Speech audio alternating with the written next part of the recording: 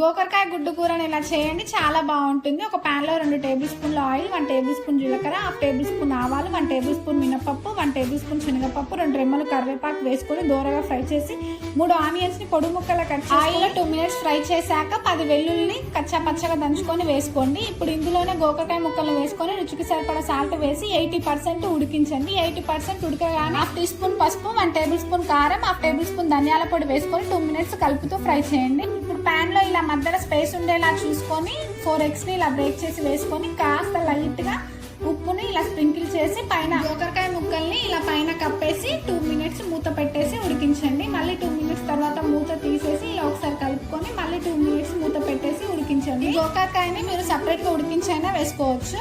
2 minutes తర్వాత ఇలా మూత తీసేసి ఇలా ఇంకో వైపుకు టర్న్ చేసుకొని మీకు నచ్చిన సైజులో ఎగ్ పీసెస్ ని కట్ చేసుకొని 1 మినిట్ మూత పెట్టేసి ఉడికించండి. 1 మినిట్ తర్వాత మూత తీసి కొత్తిమీర వేసి దించేయడమేనండి.